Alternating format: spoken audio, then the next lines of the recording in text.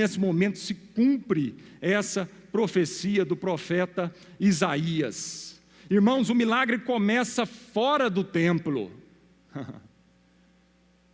Está toda uma discussão a respeito aí, né? Abre ou não abre? Fecha ou não fecha? Ai, irmãos.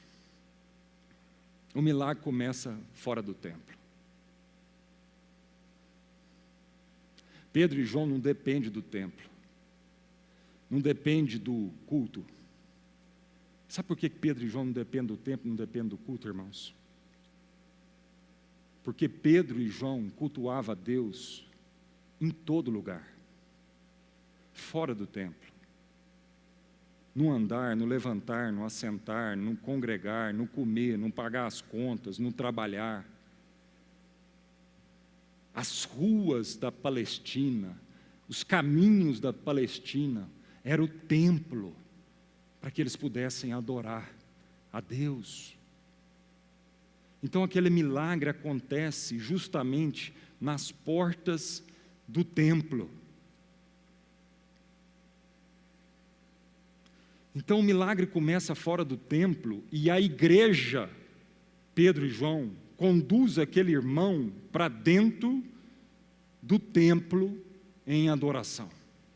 Não podemos esquecer que Jesus, o único Cordeiro Santo que tira o pecado do ser humano, foi sacrificado fora do templo, no Monte da Caveira, junto a pecadores, sem sacerdotes, sem roupa especial, sem artefatos religiosos e sem rituais religiosos.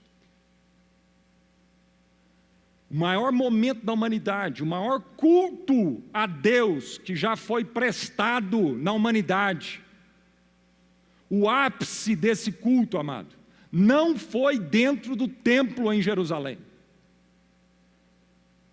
Esse culto foi prestado na Montanha da Caveira. Esse culto foi prestado num lugar onde o pior dos piores frequentava e eram crucificados, onde era tão distante daquele sistema religioso.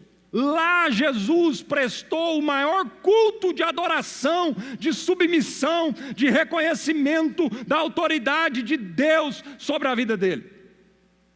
Na Montanha da Caveira.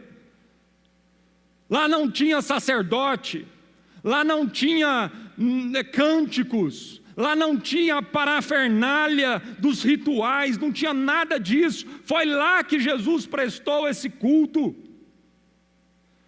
E é interessante perceber que as portas do templo, embora estavam abertas, é um paradoxo, porque eram portas abertas. Então o que aquele homem estava fazendo de fora do templo?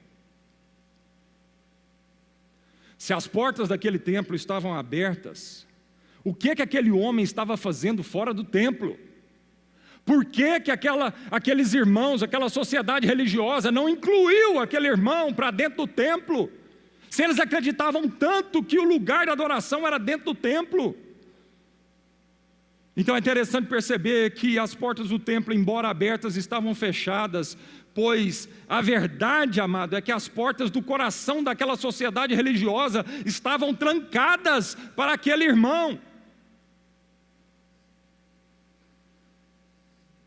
Eu quero deixar uma pergunta para nós aqui. Será que Deus não está permitindo, nos dias de hoje, que as portas dos templos tenham que ficar fechadas, para a gente perceber finalmente que a única porta que não pode ficar fechada, talvez está fechada.